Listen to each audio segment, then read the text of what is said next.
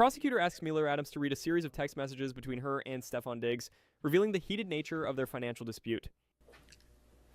The jury has shown dashcam video of Mila Adams in New York with her friend just hours after she claims she was violently assaulted by Stefon Diggs. Yeah. The defense presents surveillance video to establish a timeline of events on the day of the alleged assault. After being admonished by the judge for being evasive, the defense attorney once again asked Mila Adams about a multi-million-dollar demand made on her behalf. After hours of deliberation, the jury returns to the courtroom to deliver its verdict in the case of Commonwealth versus Stefon Diggs. The defense presents evidence of a financial demand made on Mila Adams' behalf, questioning her motives for pursuing criminal charges. A massage therapist who was at the house on the evening of December 2nd describes a calm interaction she witnessed between Mila Adams and Stefon Diggs. In his closing, the defense attorney points to a key piece of deleted evidence as proof of the accuser's true motive. The defense begins its cross-examination of Stefon Diggs' accuser, Mila Adams, by questioning a text message she sent that seems to contradict her police report. A key defense witness who was in the house that day describes her interaction with Mila Adams in the hours after the alleged incident. The prosecutor asks Mila Adams to read a series of text messages between her and Stefon Diggs, revealing the heated nature of their financial dispute. Mind reading the text messages from page 114 to 117. Okay. And I'm running that bitch life. The next text message doesn't say anything. I won't be paying you shit. And would you mind just saying who's saying it? Okay, I said the first. And running that bitch life is what I said. Mr. Diggs said, I won't be paying you shit. Fuck, I look like paying you and paying another chef. Is you high, bitch? Who the fuck give you money for your business? Who the fuck gotta give you money for your business? I don't gotta do a motherfucking thing. And you can get whoever you want. You got my address. Tell them to come take the money then. Fuck you talking about.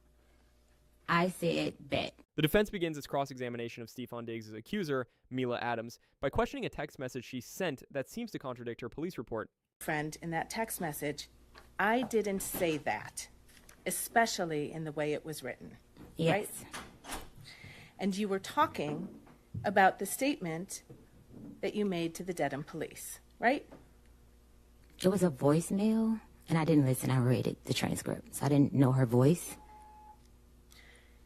When you told Steph's girlfriend on January 1st, 2026... I don't understand the question. I'm sorry. I haven't finished my question.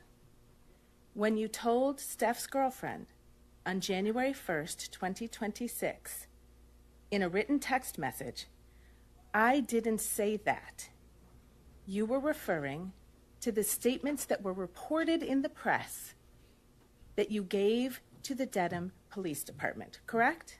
I don't understand your question.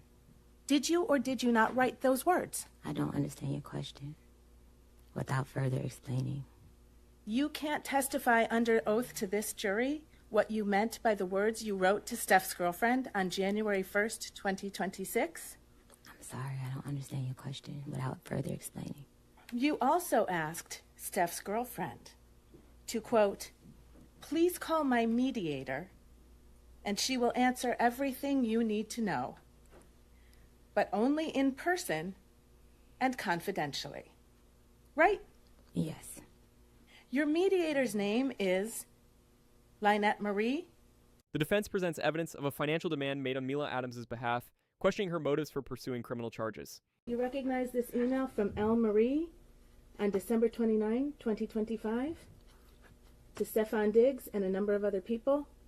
No, I don't recognize it. You've never seen this money demand before? I seen the money demand after that's it. I don't recognize the email. Testimony under oath is that your mediator made a money demand on December 29th for money for you from Mr. Diggs. Money for past wages. The same day the criminal complaint in this case issued, and you didn't see it? I can't answer that question. I'm sorry? I can't answer that question without explaining further. Can't answer that question under oath. Without explaining. Your mediator demanded $19,000 on that date, didn't she? For wages owed, yes. After being admonished by the judge for being evasive, the defense attorney once again asked Mila Adams about a multi-million-dollar demand made on her behalf. That his client Lawyer privilege, I cannot speak on that. You believe that your lawyer's communications to Stefon Diggs are covered by your attorney-client privilege, ma'am? I can't answer that question. I don't know the answer to that question. You know that someone on your behalf has demanded $5.5 million from Stefon Diggs, don't you? I have a workers' comp claim, and Your Honor? I've explored all civil options. Ma'am, I don't understand. are the you question. able I'm sorry. to answer No. that question? No, I'm Counsel, not restate able the to. question, please. You know that someone on your behalf has demanded $5.5 million from Stefon Diggs. Do you know that, Miss Adams? No. I don't know. I'm sorry, I don't know how to answer the question. I don't understand. I have no further questions, Your Honor. Thank you.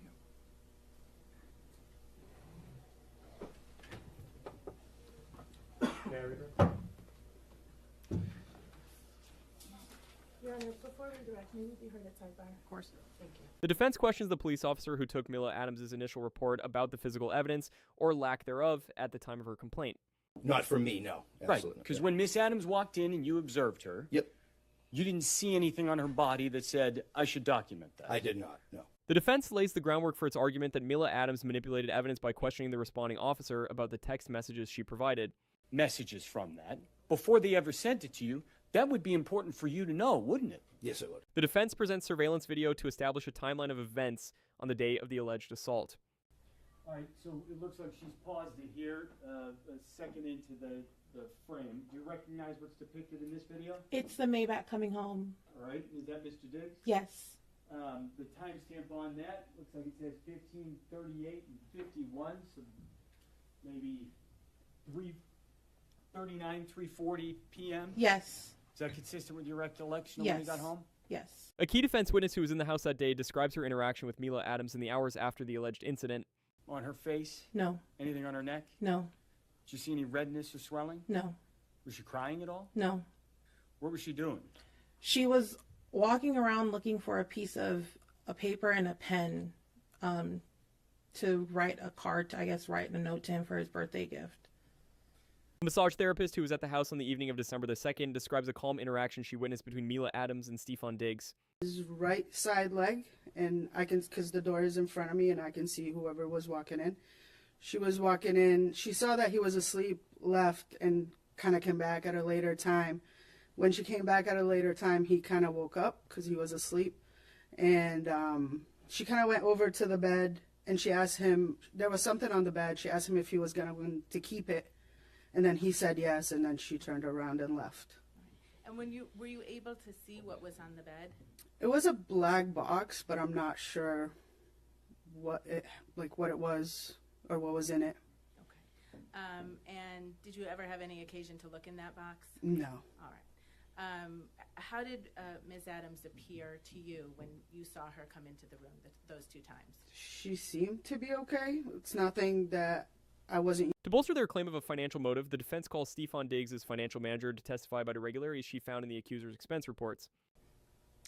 That she had submitted receipts multiple times over the course of 6 months, the same receipt, that she had submitted reimbursements for packages sent that were paid by our Federal Express account for reimbursement, that we had overpaid her. And were you able to quantify the amount of money that she had been overpaid based on your audit? Yes. And how much money was that? I think the total was $2,500. A friend of the accuser takes the stand for the defense to describe a video call she had with Mila Adams on the afternoon of the alleged incident. Where was she? She was in the kitchen. Kitchen of what? Of the Dedham house. And how do you know that? Because I've been there before, so I know the layout of the house. And the faucet was running, and I could see the island in the background. Okay.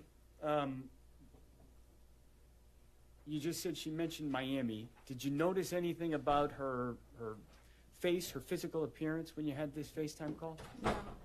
The jury has shown dashcam video of Mila Adams in New York with her friend just hours after she claimed she was violently assaulted by Stefon Diggs. 4 minutes. Yeah.